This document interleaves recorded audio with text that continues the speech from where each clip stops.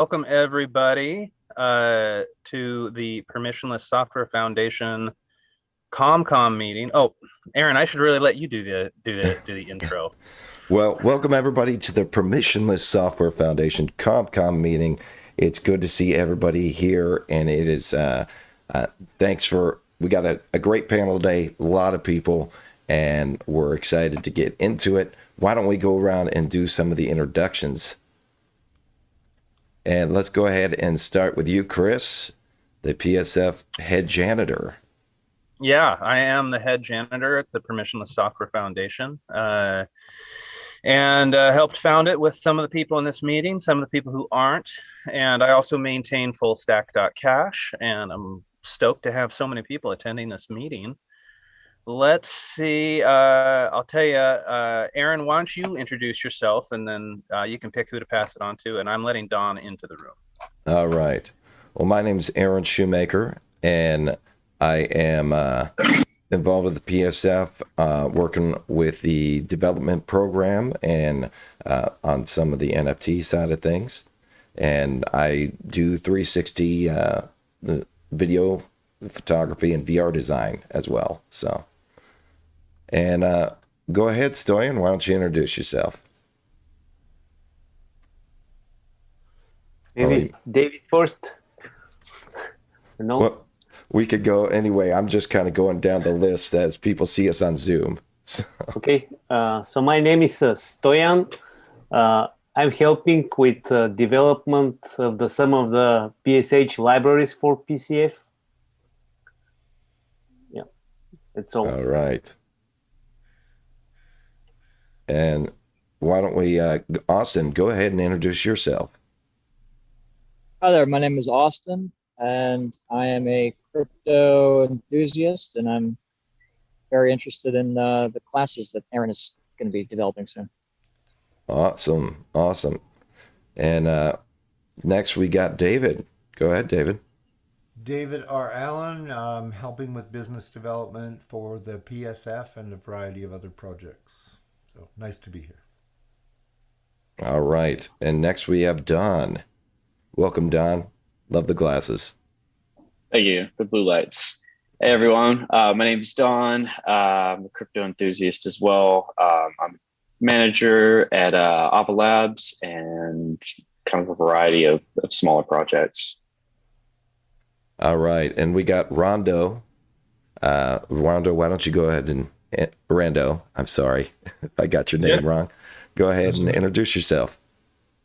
Yeah, so my name is Rondo. I'm a crypto enthusiast as some others here.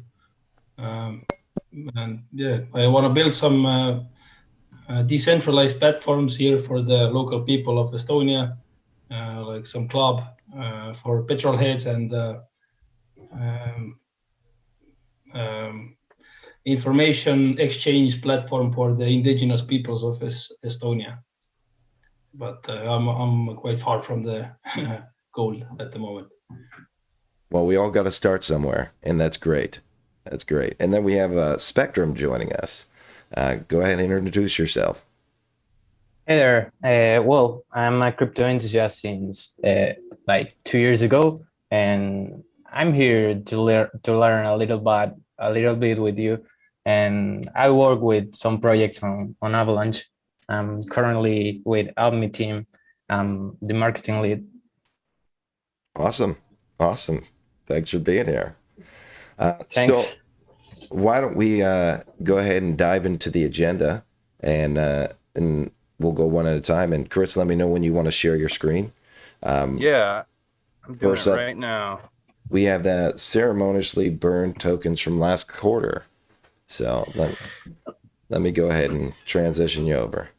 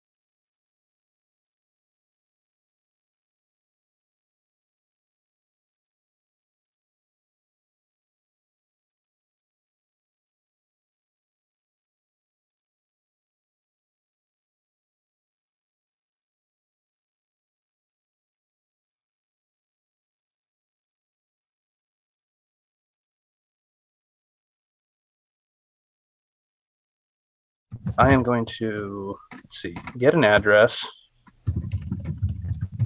And this is also a good demo of the SLP Cli wallet. Let's see, this is called temp burn. Okay, so I got an address. And what I'm going to do is send all the PSF tokens. Send all. The I flag says ignore tokens, which will cause them to be burned. That's the address. Send all. I think that's all I need. It'll just send everything back to itself. Let's see, you must, oh, I need to specify a wallet. So I hate to interrupt, but I just got a message that somebody Yeah, watching. I saw that. The audio's great. messed up there. I'm trying to work on that. Oh, Okay, thanks, Aaron. I Yeah. just don't want to see Chris have to repeat everything. Yep. No. Okay. Give me 1 second, Chris. And there. Okay, go ahead and talk. You should Okay. be- all right. We got you coming through now. okay, good. All right. Well, so what I was just saying is every quarter, members, people who hold PSF tokens, who are members of the VIP channel, get airdrops and get to vote on new budgets. And if we have a surplus of PSF tokens from the previous quarter, we ceremoniously burn them. And so we've done this in the past, but we haven't done it publicly. So what I'm going to do is hit enter, and it's going to burn these 4,083 PSF tokens that were left over from last quarter. So here we go.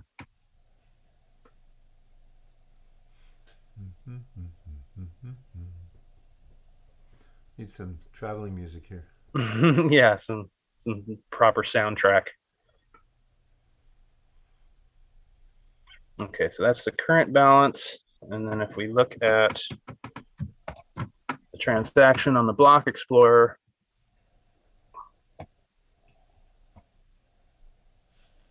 and yeah, let me know. I'm on a Wi-Fi connection, so if my video or audio get wonky, let me know.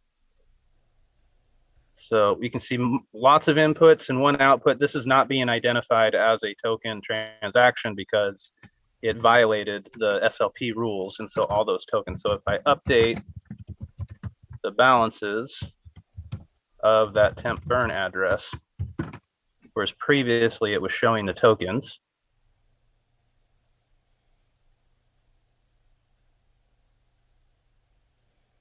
yeah, no more tokens. Tokens are gone. All right, so that concludes the ceremonial burn. Yeah, so it's nice to do this because when we do budgets, it's very hard to forecast what the price of the PSF token is going to be, and so this allows us the freedom to sort of overestimate the amount of tokens we need, and then if there's a surplus, we'll just burn it, and everything's transparent on the blockchain. So anybody who cares to audit our system, for VIP, I should mention for VIP members, one of the perks of being a VIP member is that I'm happy to walk you through our financial information to anybody. It's transparent. It's all transparent on the blockchain anyways. So happy to share that, but that's sort of a privilege of the VIP membership is total transparency into our finances. Love it. Great. Yeah. Wow. So okay. So that concludes the ceremonious burn.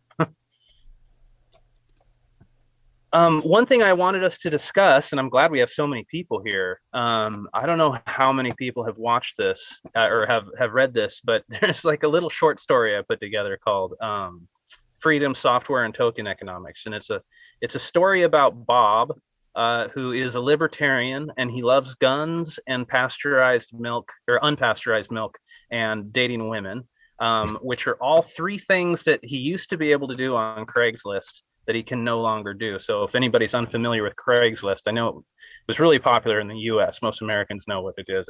It basically took over classified ads, which used to be really common in newspapers. They aren't anymore, mostly because of Craigslist. It's basically just a digital version of a classified ad in a newspaper. And when it was young, you used to be able to buy and sell and trade guns. You used to be able to buy unpasteurized milk, and they used to have a personal section for dating. And over time, those have all been taken away due to threats from the state. And so this little short story is of Bob, who loved those features, and he hates that he lost them now. And so he's going to create a decentralized version of Craigslist, and he's going to start it with a token called the DAD token for decentralized ads. And in this story, he forks the Permissionless Software Foundation's token liquidity app, which is open source, everyone's free to do. That's what maintains liquidity between the PSF token and the Bitcoin Cash, which is the underlying reserve asset. And it's an automated market maker. It changes the exchange rate, and that's what gives the PSF token its price.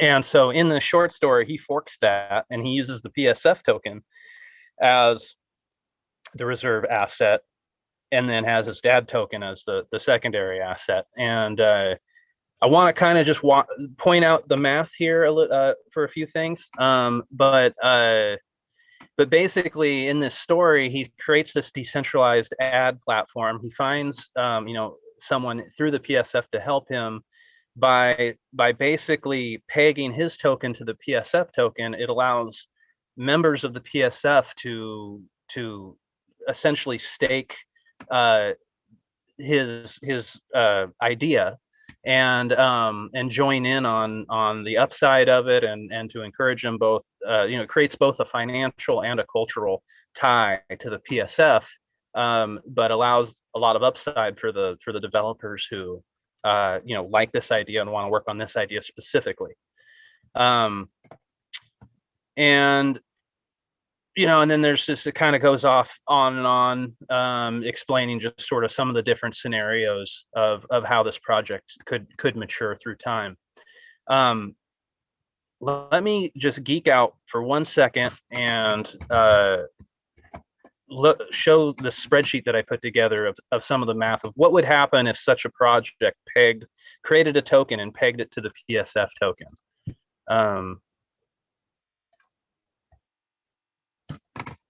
And in order to explain these graphs, I should show the PS Foundation website.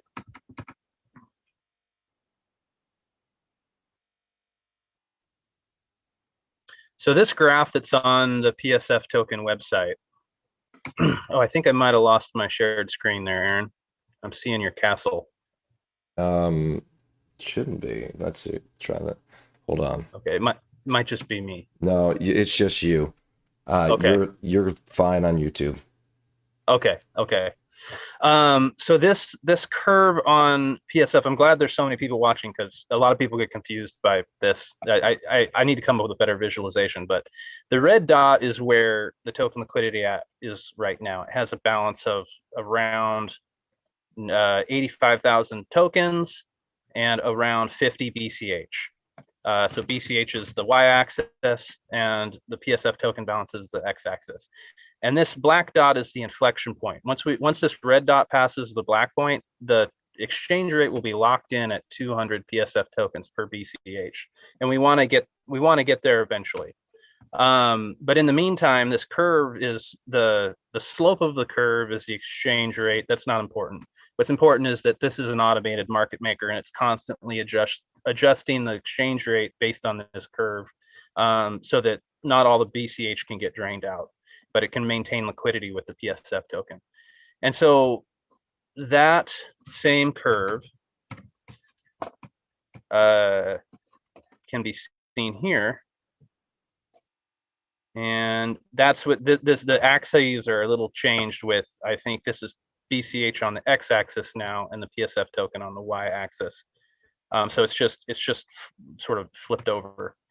But without getting too crazy on this, one way, when we started the PSF token, we started it down here where it has to accrue its reserve currency. But we could have started it up here into the linear region where the exchange rate is fixed. And so such a token like this DAD token, or this DAD project in the short story, it's assumed that it starts up here. And basically what all this math works out to be is if we staked 2,000 PSF or $2,000 worth of PSF, it would have a price of about 3 cents. This theoretical DAD token, and it would be well over into it'd be over here into the linear region. So you'd have some room to play while maintaining a fixed exchange rate, which I think is nice because it confuses fewer people. And I'm gonna go ahead and stop sharing here, Aaron. Okay. I don't want to get too much deeper into the weeds here, but the idea here is that someone with an idea who is fond of the PSF and wants to have a cultural and financial tie to the PSF could start a new project with their own token and set up the token liquidity app that pegs that new token to the PSF token. And that would give members of the PSF a financial reason to participate in this new project and be interested in this new project. And this is how I'm the more and more I think about this idea, the more and more I like this approach, and I feel like it's appropriate because it is permissionless. I mean, anyone can do this. They don't need permission to do this. And it also creates very concrete reasons for people in the PSF to care about it and to participate in any of these new projects. And I kind of forgot how I was going to conclude that, but yeah. So just food for thought. Oh, the purpose of this CommCom meeting is to set, or this group having CommCom meetings is to set the cultural norms for this community. And so this is one of these new cultural norms that I'd at least like us to start thinking about, even if no one's quite ready to jump in feet first. I don't think I am, but yeah, it's an interesting idea. You'd have a token for just a couple $1,000s, and that experiment gets you a token with a fixed exchange rate at a price of around 3 cents with current values. So it's an interesting idea if someone wants to launch their own token in their own project and give members of the PSF a good reason to care about their project. Right on. Very cool. Very cool. Does anybody have some thoughts and ideas on that? I didn't quite understand why exactly he need to peg to the PSF token and not directly to BCH, like creating directly its own SLP token. Yeah, that's a good question. Yeah, that's a good question. That's why that's exactly the question that someone starting a new project would have to mull over. Is you could just if you already have BCH and you want to do like what the PSF did and peg your token to a reserve asset, you can do exactly what we did, and that would be a totally valid way to go. But then at that point, you're really on your own. I mean, and if someone did not care about having a relationship with the PSF, that would be a fine thing to do. Because so that token liquidity app that maintains liquidity between the PSF token and BCH, that's based on this idea by the Bancor. It looks like Spectrum or left, and then he came back. He's coming back.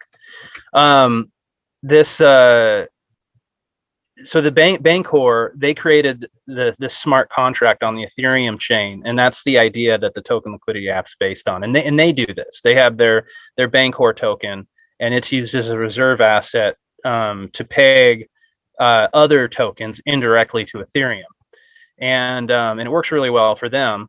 And it creates a relationship between this new token and Bancor, and there's sort of, I don't know if leverage is the right word, but basically, I don't know how much PSF you'd have to put down, and there's a lot of numbers you could play with to sort, if you wanted to create a new token pegged to BCH.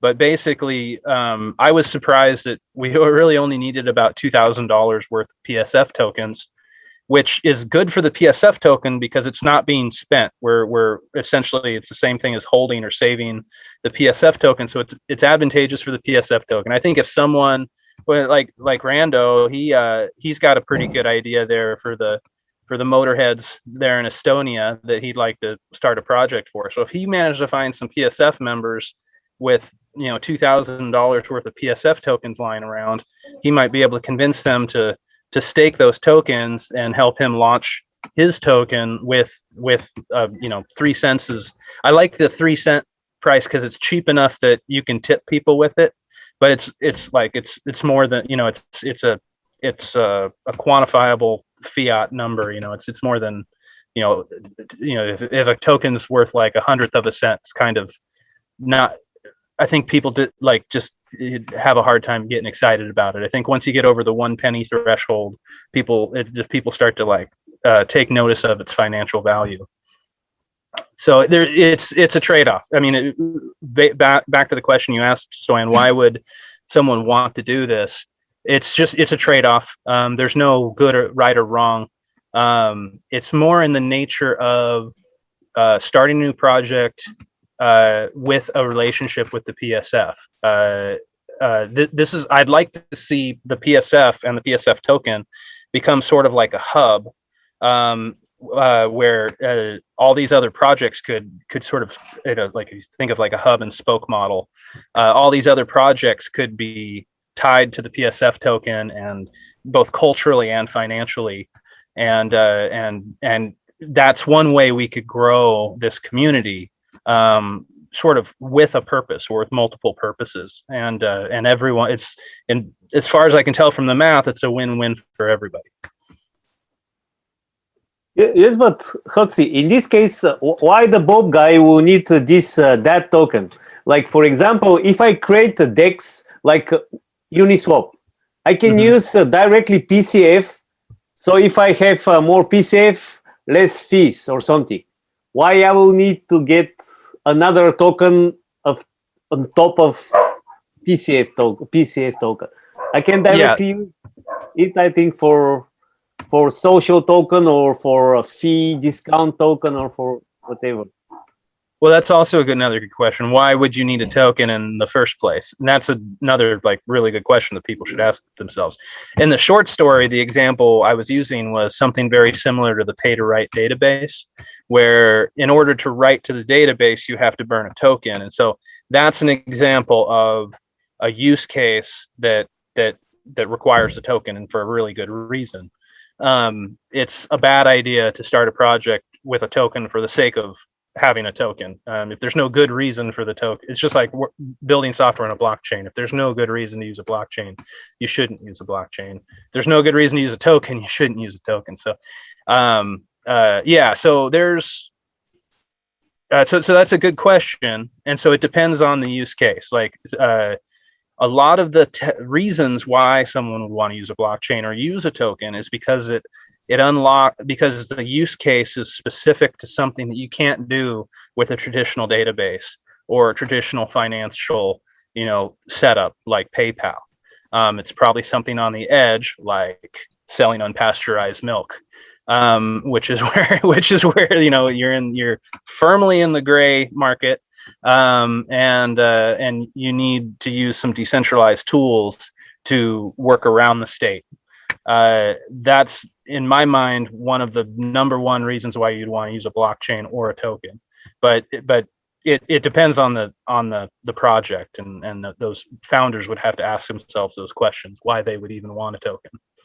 My question was a little different, maybe. Not why to use token, why to use their own token? Why to not use directly PSF token? This was my question.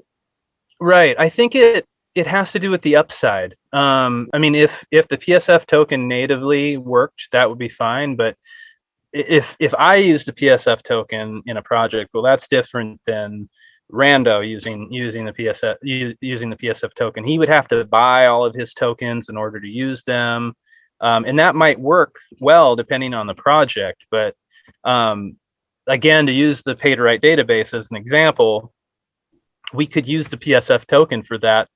And part of what you asked is a really good question, and part of the answer lies on this blog post that I wrote, analyzing the difference between a project and a product. And think I want to go too deep into that, but a lot of the times a product needs its own token, whereas the Permissionless Software Foundation is a foundation that manages projects, and so there's, I don't know really how to answer that question without going really deep into the so one weeds, reason but it will is a be good question. to isolate the end user from the underlying PCF or whatever, and provide them with just this community token, the one that maintaining this product or project. Sounds like you want to make separation. Yeah. So they will not Yeah. directly go too deep to PCF. They will use just this, their project, their token for everything. Yeah, and it just depends on the use case. I mean, anyone's free to use the PSF token, and anyone's free to start their own token. So it's just, it just depends on the people doing it and sort of the decisions that they make. But any of those possibilities are possible. In the chat, we have Aaron Sunman who's saying PSF tokens already have a set group of people who care about permissionless innovation. Very few others care. Also, we want the PSF token to become more widely used and more valuable. And thank you, Aaron, for This is true. adding to the chat there. Nice name, by the way. So yeah, so I'm just putting this out there as food for thought. The thing that really intrigued me was the math behind all of this. And rarely is math a good reason to do something. It's nice when the math is in your favor, but this may end up not being a good idea. I know that Bancor does this. And so I was curious, something that I had been talking about with Aaron and David got me thinking along these lines of like, what would that even look like if someone pegged a token to the PSF token? And I was kind of surprised how well the math worked out. And the thing to keep in mind here, if someone did do this, it would make the PSF token more valuable, because if this DAD token in the short story goes up, well, that increases the value of the PSF token that it's tied to, and this is why Bancor does it that way. And if they just use the native PSF token, that's fine too. But if this idea ends up being a horrible idea and the token fails, there's minimal downside risk to the PSF token doing it this way. So pretty much all the risk is on this new token, but the PSF token shares in the upside. So again, it would really depend on the use case. I thought it fit pretty well with this idea of the pay to write database idea, but I am having a hard time coming up with other examples of where this model would be appropriate. But I just wanted to throw it out there as more people come to the PSF and are interested in tokens and starting projects and being involved with the PSF, because the PSF token is really largely intended for maintenance of code and development of infrastructure, and so but there are a lot of people who are entrepreneurial and want to do their own product, and so this might be one way to bridge that gap between the foundation and a company with a product. Can it be used, for example, to provide some changes in the prices of the this GWT tokens? For example, if you stake more PCF tokens, you get cheaper full stack services. Oh yeah. I mean, it's possible. It's possible. That's one thing I've been wanting to do for a while is make it possible to purchase a JOT token through fullstack.cash with PSF tokens. So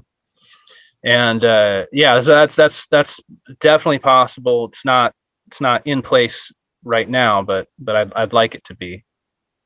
Or for example, now you already have IPFS. I think you're working on this one. for example, to provide more storage, or I don't know, more pinning period. If you have more PCF tokens, we can maybe get more like use cases, not only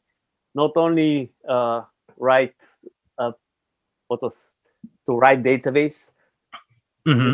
Yeah, most of the maybe full stack services can provide some, like, how to see, leveraging if you have PCF tokens. Yeah. And I've been kicking around that idea for a while, and I'd like to flesh that out a little more down the road. That's definitely what I mean. So there's a clear incentive for me to do that with fullstack.cash. I'm thinking of other people though that are not me. Like what is their incentive to incorporate the PSF token into their project? Yeah. And you're thinking about creating a separation between the utility of the PSF token and the use case in a product. Is that correct? Yeah, exactly. Like just we've talked with Ava Labs a bit, and one of the questions that keep coming up is, should they join the PSF? What does that look like? How do they incorporate the token? I've talked to other people who really like the token liquidity app, or really like our web wallet, and they want to fork them for their own company and their own idea. But they're not necessarily very interested in the PSF community or participating in it. So those are the kinds of situations where maybe this kind of token pegging might be appropriate. I could see that. I mean, Rando, you've been talking about some projects you're developing. Is this something that you might be interested in for some of your projects, creating a token on top of the PSF token? Yes. Rando, just tell us about some of your project ideas. Yeah. I was just thinking, it's funny. It's all like the timing of the things.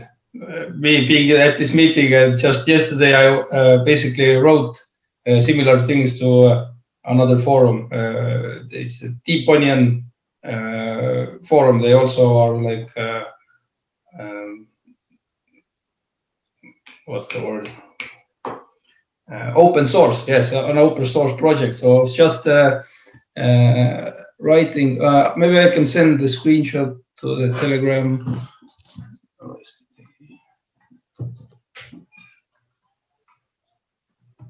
Yeah. So I could just like go through this. So the other participant, he didn't like Bitcoin Cash because it was created by Roger Ver, and anything that I consider it bad. I consider it a bad chain, no matter what he builds on it. And then he suggested that I should use Electrum wallet for Deep Onion. So then I encouraged him to look at the bigger picture when it comes to Bitcoin Cash and what is being built on it. I meant the same PSF Permissionless Software Foundation group, because it has more functionality for community builders when it comes to easy token creation and liquidity tied to Bitcoin Cash. I see that it can help communities bring in financial instruments without being registered as a company or anything like that. So I was hoping there could be an onion tied to the new coin that I was going to that I plan to create, but I'm not sure how to do this. So. Rando, can you give us a brief overview of what that Deep Onion token is and what it's all about? It's about 4 years old, the project.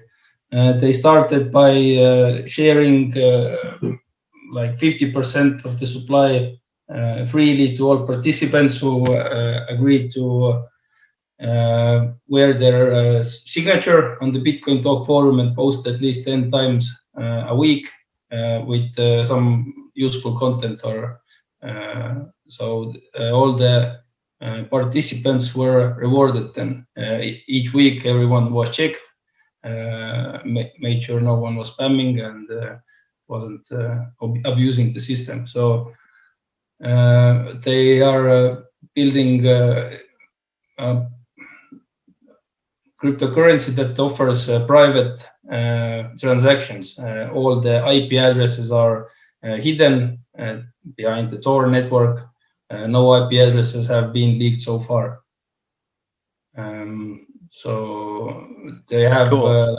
options to hide the recipient addresses and also the sender addresses. One of them is stealth So address.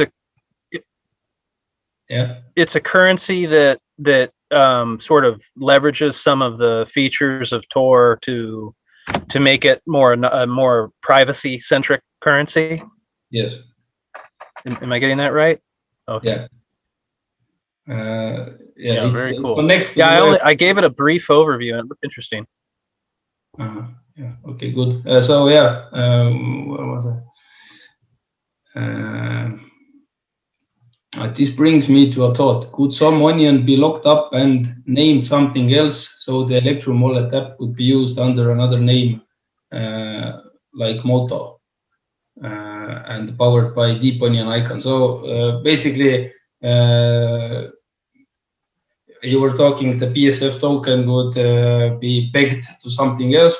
Would that mean the PSF token gets locked up and this locked up tokens can be named something else and then be used and for transactions and fuck. Anyway.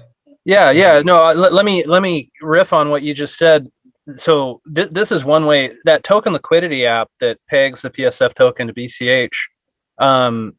Like I said earlier, it's based on the Bancor white paper, and that's all they do is they use ERC. They use the same sort of software concept to peg two ERC20 tokens, and then you can get what they do is they launch multiple smart contracts, and each one has this logic to peg two tokens. And so you can, when you get like multiple tokens pegged this way, you get this sort of network of value. And then we just recently launched this token bridge for Avalanche, and it's based on the same token liquidity app where you give it a token on the Bitcoin Cash blockchain, and then it takes that token and burns it and produces a token on the Avalanche blockchain. Mm-hmm. And so it uses the same idea to peg two tokens across blockchains. Mm-hmm. And so this same idea could be applied to like that onion, the Deep Onion token, where if you had a wallet with those Deep Onion tokens, it could be pegged to any other token on any other blockchain using, either the token bridge or the token liquidity app. They're basically the same thing, but it's this basic idea of just having the software with two balances of two tokens, and if they're on multiple blockchains, you need to have two wallets. If they're on the same blockchain, you only need one wallet. But just basically having a mathematical relationship between two tokens, and then all the app does is it tries to maintain its balances based on that equation. Now I got a question in regards to that, but because that was something I was thinking about. All right, so you're creating this second layer token, right, on top of the PSF token. How would that function with the token bridge? Would you have to send tokens that the second layer token is based off of across the token bridge in order to manifest them on the other side? Or would they be locked in the specific chain you started on? Well, the thing to keep in mind is that these apps, they're focused on specific tokens. So they don't work for like the bridge, for example. Like it'll only move a specific token across a bridge. It won't move any random token across the bridge. Yeah. So you have to basically set up this app for each token. Yes. But since they're based off the PSF token, are you able to, or they're just pegged to the token? They're not, so they're essentially, if you move those PSF tokens across, those other tokens are still going to exist in that other chain, correct? Yeah. Well, so here's an example. So this DAD token, this theoretical DAD token in the short story, Yeah. if that was pegged to a PSF token, and let's say a developer did some work for that DAD project and they got paid in DAD tokens, but they want to hold their wealth on the Avalanche blockchain in AVAX or maybe some token over there. They would take their DAD token, convert it to PSF token, send the PSF token across the bridge to Avalanche, and then we haven't not yet developed the PSF token on the Avalanche side, but presumably we'd have a token liquidity app on that side so that they could convert the Avalanche PSF for Avalanche native currency. And and then they finally get what they want. And then maybe they paid, maybe it's 1% for every hop. So maybe they've paid a 3% fee to get it from the DAD token to native Avalanche. But that's an example of how such a network of these apps could work to help people provide the liquidity required to convert a token into any other token or currency that you want it to be. But essentially, because the DAD token does not have a liquidity app, you're not going to transfer the DAD token to the Avalanche chain. You got to go into PSF and then over the bridge. Is that correct? Right, yeah. Exactly. It's my hope that the thing is, so like the token liquidity app right now, there's only one of them. But anyone with a balance of PSF tokens could start their own token liquidity app. I don't know why they would want to, but the idea there is that the software's there and anybody can do that. And so in the case of some of these other, like let's say, in this fictional story, Bob, creates his DAD token and he's working, and then there's some other complementary technology that does the same thing. Well, those two projects could create a token liquidity app that pegs their two tokens together and circumvents the PSF token altogether. And that's neither a good or bad thing. It's just now all of a sudden there's a liquidity path between the two tokens directly. So it just that's the power of this being software that anybody can download and execute. And I'd like to get the token liquidity app and the bridge app to a point where it's very easy to customize. Like all the things that you need to customize are just like in one file, and you just basically plug in your token and then hit go. And that's where I'd like it to get it to. Right on. I don't know if that answered your question. No, it's clearing up, and I do like the idea you could build another liquidity app that's associated with another token. Having multiple pathways is a great thing, and it's just making it easy for people to do that, like you said. Don, Austin, Spectrum, any thoughts on this? David?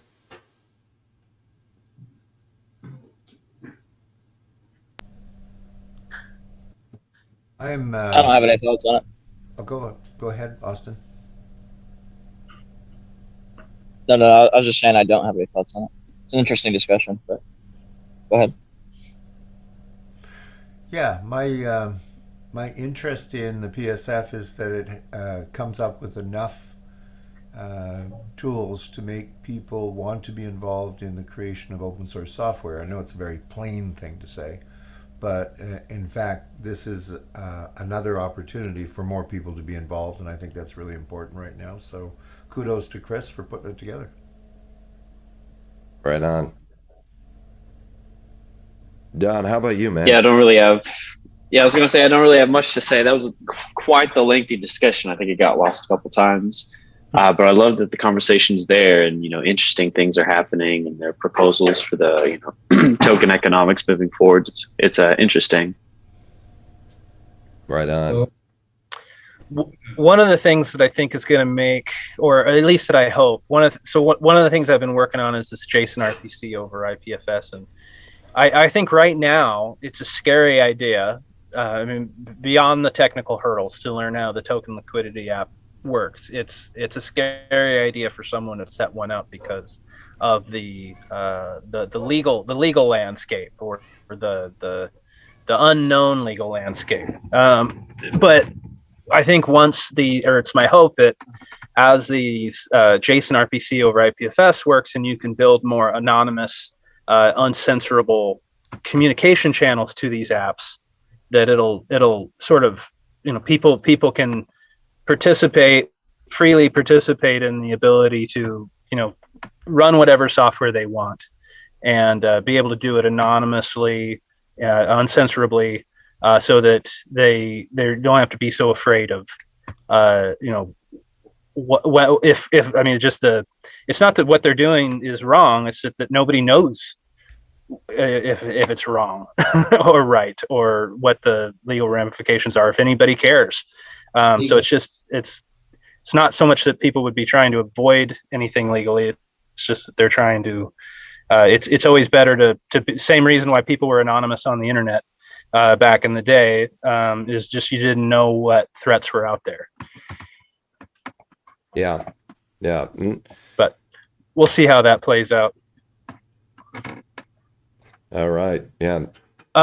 Very cool ideas. So on the agenda, we've got this last little flip starter wall of shame thing that we got to talking about in the PSF channel, and then we can just open the floor to whatever.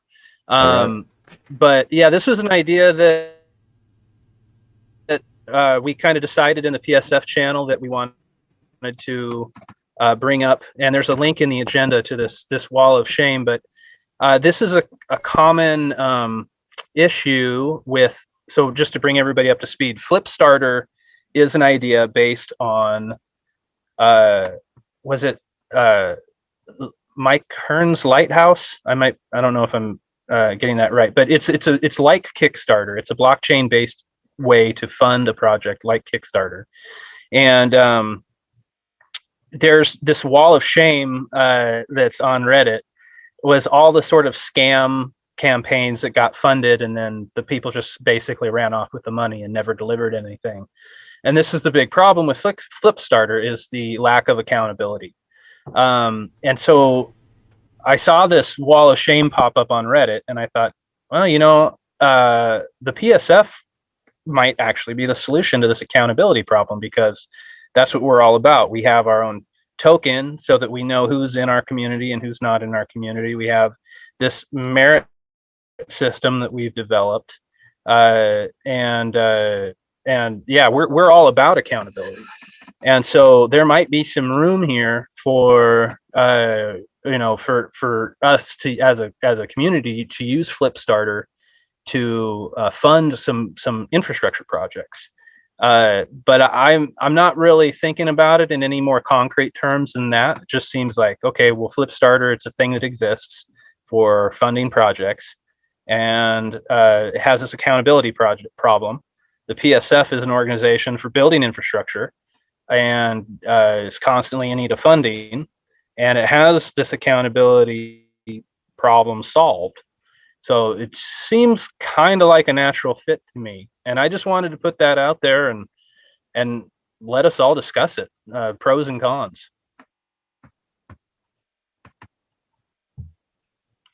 What were your thoughts, Aaron? I think the conversation kind of sparked something in you. Oh, you're on mute, Aaron. I can't hear you. Or you're not on mute, but I just can't hear you. My microphone was muted. My wife is running the hose outside, and we got a lot of back pressure, so it creates a lot of sound. The Flipstarter, the Kickstarter, that whole crowdfunding thing, it is kind of a double-edged sword. That's why there is the wall of shame type of thing. I do think it could be very beneficial, and especially if we started out small and were able to prove to people. you know, small tangible things we can get done quickly, you know. But there's also that flip side, you know, no pun intended, where people like that sizzle, you know, they're like, oh, this is a really cool idea. So it's about striking that balance between, hey, we're going to fix your water main. And nobody's like, yeah, I'm getting my water main fixed, you know. Yeah. But that's essentially what we're talking with code is we're going to work on the utility side of code. And so we'd have to find projects. And like you said in the Telegram chat, the mutability of SLP tokens, I think that's flashy enough. You know, something like that might be great. Yeah, token icons, that is a hair on fire problem right now. People would pay to solve that problem. Yeah. Yeah. So that's one we could execute probably pretty quickly. So yeah, under a small budget. That's kind of what really struck me too. Is I want to spend a minute and just acknowledge what you said. I think is also accurate in the sizzle, those projects on the wall of shame. I think a lot of them were people who had, you know, flashy, sort of really attractive ideas, but had very questionable histories in terms of being able to execute on that idea. yeah. And I think that's where the PSF could differentiate itself, in that we actually have a history of execution. And I think that's where the flip starter sort of really went off the rails, was that people, I mean, ultimately the people who are responsible for this is not the people who took the money, but the people who funded the project in the first place. They didn't do, and I'm pointing at myself here because I funded one of the projects on that wall of shame, and I was pretty sure it was a scam, but I wanted it so bad because of the sizzle that I funded it anyways, just hoping that it wasn't a scam, and of course it was a scam. You know, so it's interesting, this whole voluntary donation thing, and then the whole accountability problem. Like, who's really the antagonist here, and who's the protagonist? I don't think there is one. A fool and his money are soon parted, and that was certainly applied to me. We've all been there. So, but yeah.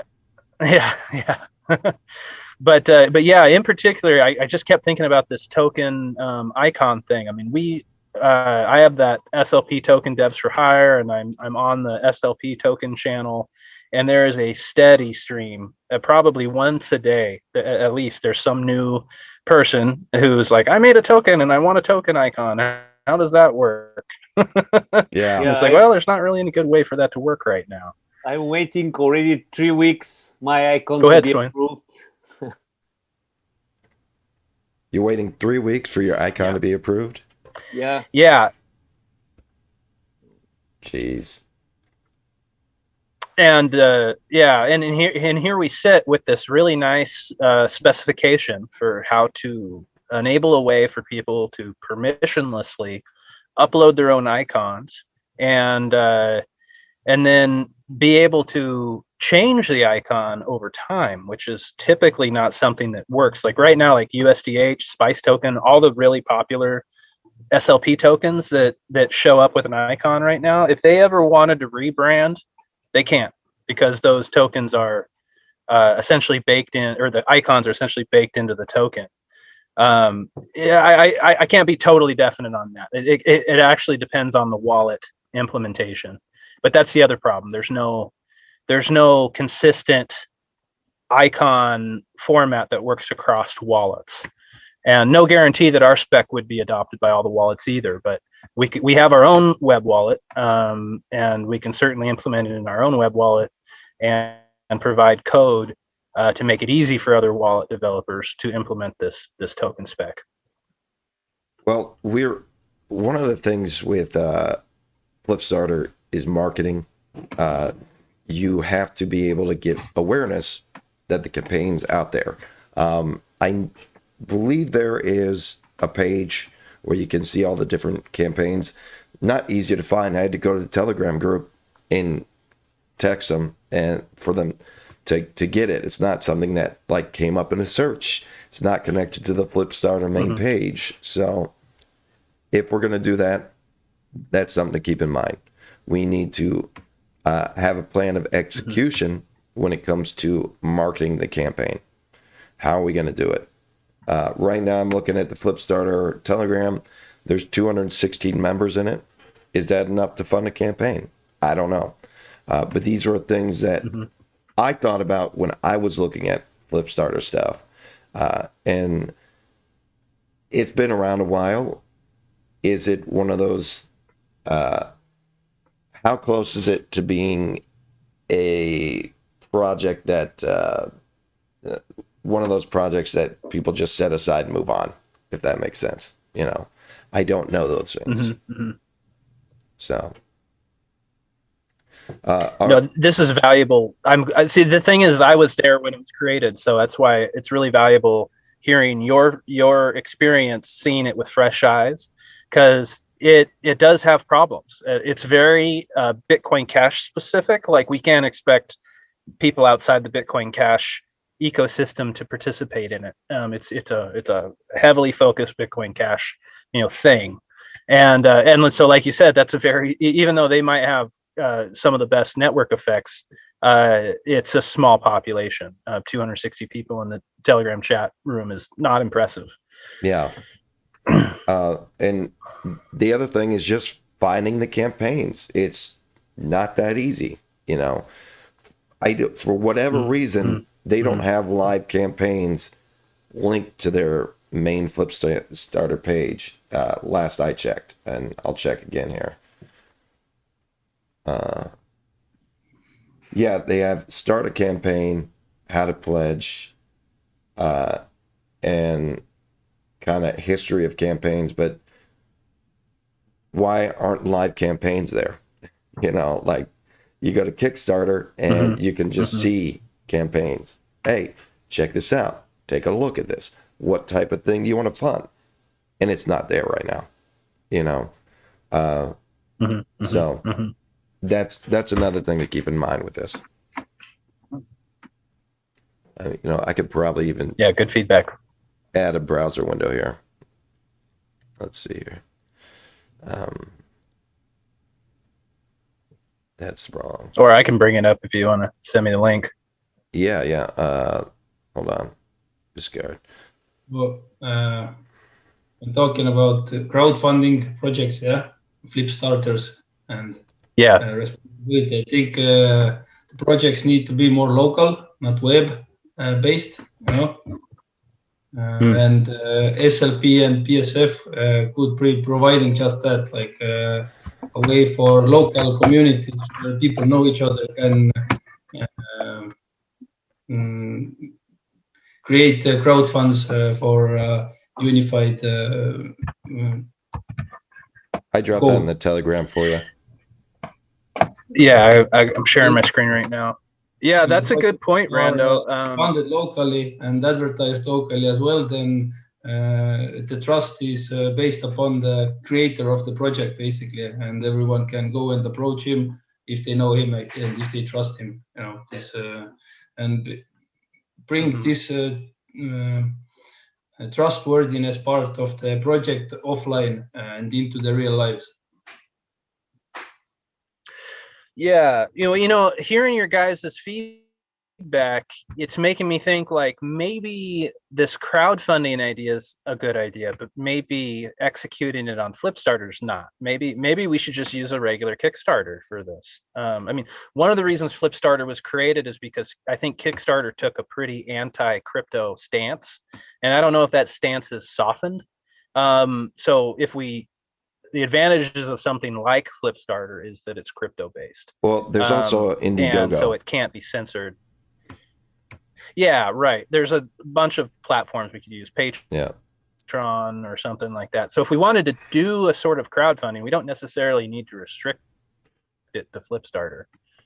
I don't think it's bad to do Flipstarter. I'm just saying these are the things I think about when thinking about a Flipstarter campaign. These crowdfunding platforms, they're awful. Definitely.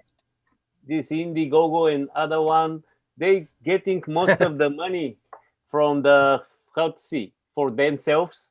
So I don't think they're good for our type of crowdfunding.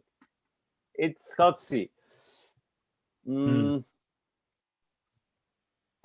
crypto oriented, like you mentioned. Also, they have, See, one of the things is you have to.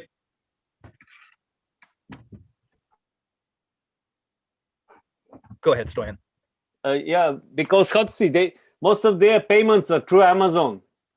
Like you need to have Amazon account in order to, how to see, to accumulate all of the amount of money and pay it at once to the, how to see, to the project, which means we'll be bound to different monsters in the monsters company, like Amazon and this Indiegogo, something centralized stuff. I don't think it's a good way to go. It's like, I don't know, it's step back, not forward. That's good feedback. If I just yeah, that's good feedback. What I was going to point out is that the on Flipstarter, in order to contribute, you have to use Electron Cash. So that means only people who have Electron Cash installed. That right there limits the amount of people who can participate in a crowdfund. But it also sounds like if we went with some of the more conventional crowdfunding methods, there'd also be a different type of friction, like having to have an AWS account or a good low friction solution. So Tom Kazansky in the chat says Flipstarter's website is meant to just set up your Flipstarter. AFIK Flipstarter does not take fees, so it would not make sense to maintain a website to aggregate running campaigns. Further, hosting a list of active campaigns could be seen as endorsing them, or at the very least enabling the ones that scam. There could be a risk of liability. So that does make a lot of sense. And Aaron Sunman says, right, like when CoinMarketCap had BitConnect on it, do you include every project, even when they are likely or even known to be scams? Good comments from the chat. Yeah. So thank you, Tom. This is a really healthy discussion. I mean, this is exactly what I wanted to get, was to identify all the there's problems. It doesn't sound like there's any good solution here to crowdfunding. There's trade-offs to be made. Well, in any direction we move. It makes me think about the DAD token, right? And the token liquidity app and things of that nature. And there might be something there for crowdfunding. And I'm not saying we don't try to do Flipstarter and what they're doing with Flipstarter is wrong or anything. I think that it is a great thing. It is limited to Bitcoin Cash. It'd be nice to have other tokens and other cryptos that can be used. We don't have that right now. We do have Flipstarter. That's great. But maybe token liquidity app combined with Flipstarter, maybe there's something there for making campaigns go. And again, we come back to like NFT badges and stuff like that. Say you are part of the people that successfully fund the Mutable protocol, and you get an NFT badge that you can display, like, I helped bring this into being. I have proof. I sent this to the Flipstarter. They sent me the token. You only get this token if you were part of that thing. And now I have this little bragging right down the road. Oh, you guys love changing your token icon? I was part of that. Boom, there's my NFT. Can I just... That would be a nice perk of the campaign. Can I just show something? I think it's good for this kind of stuff. Yeah. Can I share my screen? You have screen share enabled, Chris? Mine is... Oh, yeah, I can need for to... For Stoyan? Right. There you go, Stoyan. So I don't want to shield other networks here, but just allow me to show this near stuff that they recently created, which I think is very, very, very futuristic and great. Just Yeah, please second. do. I want to know more about Near. Do you see my screen? Yeah. So they have this Sputnik fund. If you want some campaign, you just create a DAO here. It's one button click. It's creating a smart contract. So you're creating this DAO. So I created my own DAO, and you add accounts like console here. How many you want? So if you want to do something like in the moment we have some project, you just create a new proposal here. You just click here. You want payout, some bounty. Click here. How many to who? Submit. If everybody, I already made this.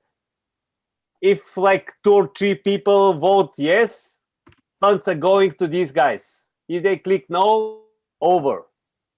Other thing is creating a community token farm. You just click here. You have your DAT token here. Create it like here. You create your DAT token. You can start do something with the token. Also, every DAO have its own address.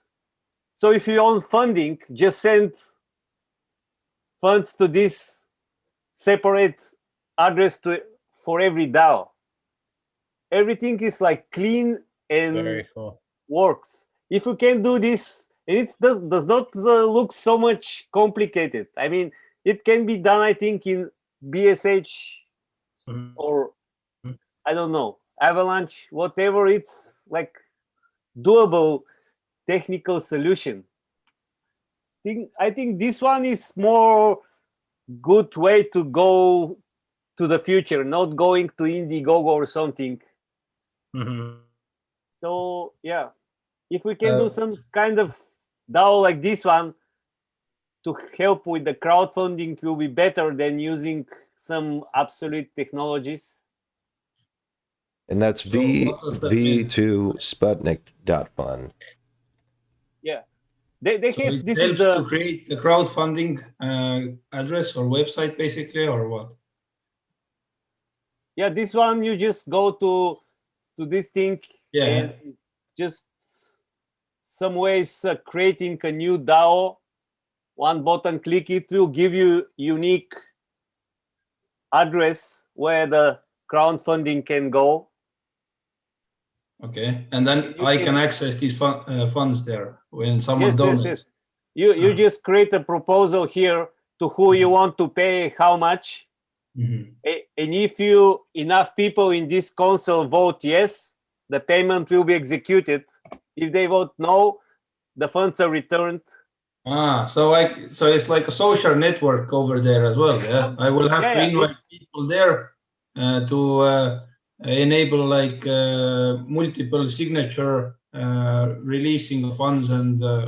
Yes, and they even now are talking about having also community votes. So, for example, the consoles can vote no, but if 100 members with 10 PSF tokens vote yes, this proposal will be executed. Okay. For example, if you have bad console member, you can vote this guy to be discharged. Stuff like this one. So it's very, how to say, very, very, very nice future. Can I ask the obvious dumb question here? Yeah. What platform is this on? This was Near.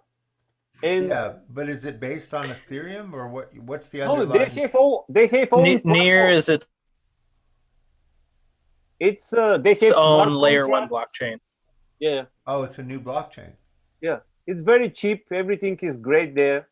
They have even bridged to Ethereum, everything. But like I see, I don't want to shield this platform here. It was just an example.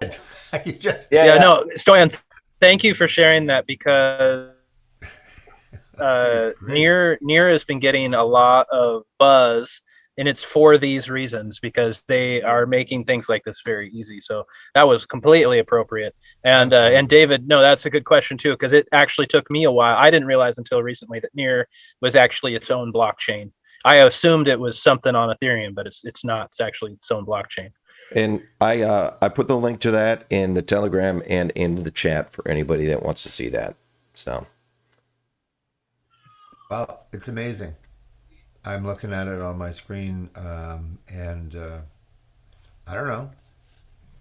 Nice partnership coming up. Yeah. So I mean, hey, Don, I don't know if we lost you, but I'm curious if you're aware of anything on the Avalanche blockchain around fundraising and I mean, I know a lot of these smart contracts are portable over to the C chain on Avalanche. yeah, We'll this see was if he my comes question too.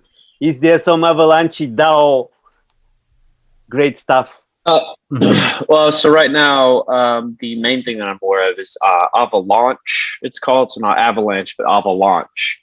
And so it's going to be like a centralized crowd funding campaign, mostly around like building projects on top of Avalanche. So, I mean, it kind of acts like I'm not sure exactly like a DAO, like it has some of those features, but more of just fundraising, letting somebody come on, you know, have the interface for people to invest and then like have a token in return. So it's not out yet. It's actually supposed to be, I think it was supposed to be out like last week.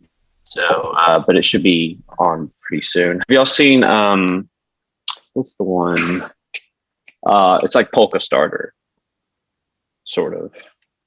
I don't know if y'all have used Polka Starter in the past or like heard of it, but it's another like fundraising platform. So Polkadot's got the like, what are they called? I want to call them Polka chains, but I don't think that's the term. The name's escaping me, but they have like, you know, a similar systems, and that was their solution. So looking at it can give some ideas. That's good to know. I had heard of Avalanche, but I wasn't really sure what it was. So now that I have a little more context, I might check into that. Again, all these Kickstarter platforms, they are mostly like web-based platforms that are going to be created. Is that correct? Mostly. Kickstarter's definitely web-based. A lot of these other ones are blockchain-based. Well, what I mean is, are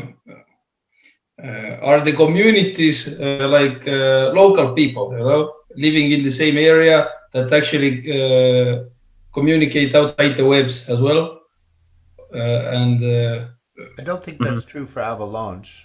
I don't think for Polka Starter or Kickstarter or Flipstarter or any of them. Mainly, there may be some projects, but what I was thinking is. These DAOs, they could benefit the community, like and how to say, it's a kind of a escape from the financial system, you know, because there doesn't have to be a legal body. It can just be the platform, and if it's decentralized, no one can really shut it down, and people can just use the services on the platform. Is the IPFS thing? This I haven't gotten the time to get around it, but does it mean a decentralized platform basically can be built upon this?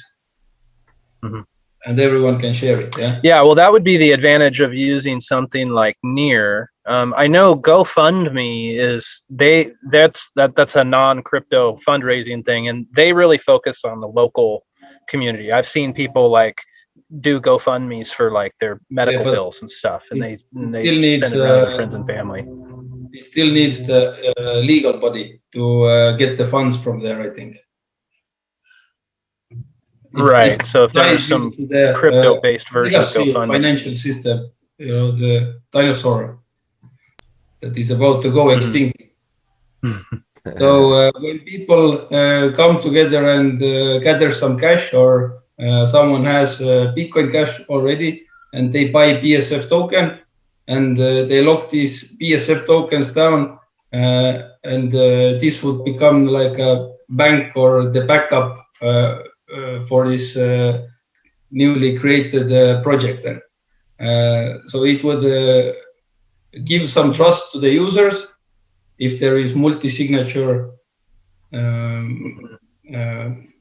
allocation of the funds, like a vote central or something like that. And if the funds don't get liquidated, and there is like minimal value for each token created, it's also like a trustful sign for the community. And then when it's not liquidated, it can grow in the future. Yeah. Yeah, so to bring this back around to that token liquidity, the DAD token and the short story, I mean, one way to do this, none of the ways that we've discussed are ideal, but and neither would this one be, but if someone wanted to raise funds for a project using this token liquidity app, people could essentially buy PSF, stake it on one side of this token liquidity app, and then this new token, the DAD token, would go to fund the work for the project. And I think one of the big advantages of doing it that way is that because the exchange rate decreases, to the point where you can't take all of that reserve asset out of it, it would allow, like, if the project was to go over budget, they could do that. People would get paid less as a result of that, or they could ask for additional, donations. And so it's an interesting idea of solving this sort of crowdfunding problem in a way that hasn't been tried before. Not to say that it would be superior, but it's a different way to do it. Yeah, and I was hoping to open this up to wider discussion, but we've been going on for about an hour and 20 minutes, so maybe we ought to think about wrapping this up. that sounds good. I think we should continue to talk about this in the Telegram chat. I was going to say one last thing, bringing it back to the DAD token, with that sort of thing in the community. Having a token that things are pegged to, whether it's BCH or PSF, and creating multiple tokens on top of that could allow in the future, excuse me, for you to, instead of even trading into, say, BCH or PSF, to trade with people. Say you have a DAD token and, let's say, a mom token. You could trade the tokens based on their relative value to the pin token, right? Works better with, like, say, corn and apples, right? Bushels of corn, bushels of apples, and their value right now, we peg them to like $1, and then we trade the dollars for the bushels of corn and the apples. So instead of even having to do that, you literally have your corn tokens and your apple tokens, and you trade them based on something like a peg token, like we were talking about earlier. Yeah. So it gives the new fresh token value from the start, basically. Everyone can, right, because it's pegged to something that already has established a value on the market. So another, like, trust for the side. And it also, if there are many communities, and that local communities maybe, or clubs creating these tokens on using this system, then these organizations can start trading with each other, and the value of the tokens would be publicly available for all. David, you had your hand there. I just want to get one thing out because I think it's really important. The stuff that's being mentioned about local is absolutely critical from my perspective, and I draw the analogy with being a musician, played professionally in bands, as I know you have too, Aaron, and then be able to go to the liquor store in your local community where people know you and not care whether you get paid by people giving you donations or not, but having a really good time. And that's based on that local trust. You know, I know that guy. You know, I like his music and blah blah blah. And I think that's the same kind of culture we're trying to create here. And perhaps there's a way to do it with less complexity by simply creating those communities that are localized, and they might be localized in thought already. But you know, we're doing it with some of the projects that we're working on with the PSF, and allowing people to find their own way to come into these communities, and then build on that local nature where people are already communicating well. So I'm 100% in favor of exploring these options, but I just don't care for the name Flip Starter. So there, I said it. But anyway, that's all I had to say. Yeah, I think we've discovered some new ideas here in this discussion in terms of ways that this sort of token pegging process could be used, and just to sweeten the deal, if we did this sort of token pegging thing with the PSF. Did I freeze it? We have the post office, and so that could make this a sort of a native token experience where we don't necessarily need to care about what blockchain we're using. I mean, we could run on Bitcoin Cash, we could run on eCash, we could run on Avalanche. Doesn't really matter. We can create just sort of a native token experience, crypto into, like any new concept, like crowdfunding, is that now all of a sudden the people have to be savvy with crypto, and that's a big ask. And so if we could, if it turns out, if we continue these discussions and we decide that maybe doing like an auxiliary token pegged to the PSF token is a good way to like raise funds for projects or something, we could lower the friction of that. If that ends up being a good idea, I'm not saying it is. We need to continue that discussion. But if that ends up being a good idea, we have the tools to make that a low friction sort of native token experience.